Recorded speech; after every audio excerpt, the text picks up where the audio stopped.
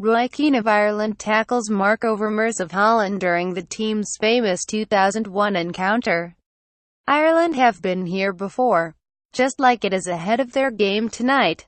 Optimism was in short supply on the 1st of September 2001 in the lead-up to a vital World Cup qualifier at home to Holland. The Dutch side boasted world-class individuals such as Ruud van Nistelrooy, Patrick Kluivert, Jaap, Stam and Marc Overmars within their ranks, whereas Ireland had a few important players missing, including Cunningham and Mark Kinsella, as well as being the inferior team on paper. It wasn't quite Georgia-esque in its awfulness. But Ireland did come into the Dutch game on the back of an unconvincing performance. A somewhat fortuitous 2-0 win in Estonia. Mick McCarthy also had one big call to make ahead of the game. Rather than go with Niall Quinn up front as many people would have expected, the Irish boss opted for an inexperienced attacking combo of Damien Duff and Robbie Keane. It seems strange now that back then, the RT panel were actually suggesting Ireland should be more pragmatic and less adventurous in their play, in stark contrast with the sentiments to the contrary they tend to express regularly nowadays. "I would have gone for Quinn today," John Giles said before the Dutch game, with the ex-Leeds midfielder adding that he had a hunch Ireland would get something from the match. "Quinn gives them a way out if we don't have possession of the ball. I think Holland will have greater possession of the ball. Duff is a good player. But on the day, I would have gone for Quinn. In the middle of the field. I don't know if we have the ability to do what's needed to be done against a team like this, cutting them up and creating to bring the best out of Duff. Whereas Niall Quinn is always a get-out ball, which is a high one in.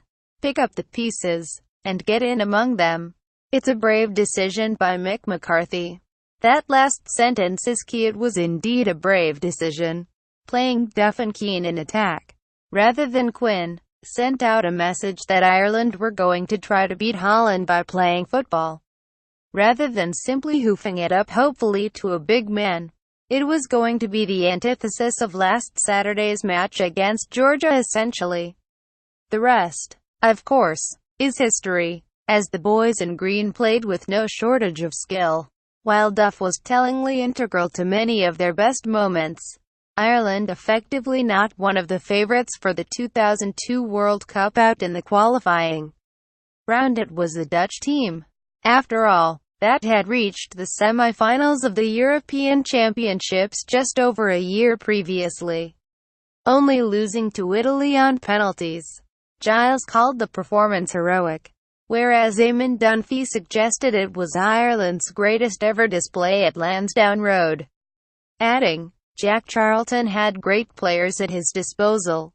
Mick McCarthy doesn't. If they are to achieve success this evening against a formidable Serbian outfit, Martin O'Neill could do worse than take a leaf out of McCarthy's book and opt for an adventurous selection, capable of playing some football in tandem with the usual energy and enthusiasm the Irish team invariably show. If you look at that Holland game, and indeed many of the great Irish performances of the past, the common theme is bravery. Bravery to pick an inexperienced but highly skillful player such as Damien Duff over a legendary figure like Niall Quinn.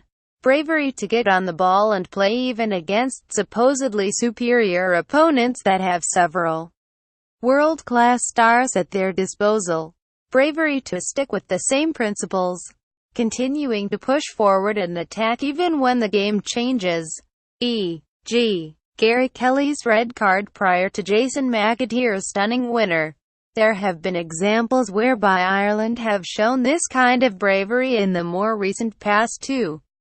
The 2010 World Cup playoff second-leg qualifier against France springs to mind, when the shackles suddenly came off and the boys in green outplayed their hotly tipped opponents.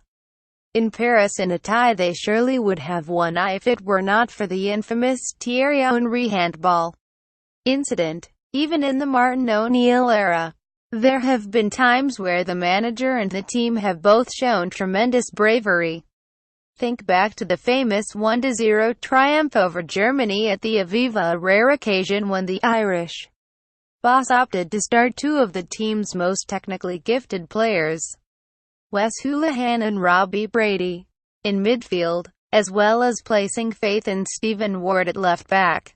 Despite the defender having had virtually no game time that season at Burnley, or even recall the 1-0 win over Italy at the Euros, where O'Neill made a number of high-profile changes to the team, dropping midfield stalwart Glenn Whelan and handing a competitive debut to Shane Duffy, while finishing the game with an ultra-attacking midfield that featured Hoolahan, Brady and Aidan Majidi. Ireland need to adopt this bold approach tonight. The team's dull conservatism failed to pay dividends against Georgia, so there is little evidence to suggest it will work against a far superior side in the form of Serbia at the Aviva this evening.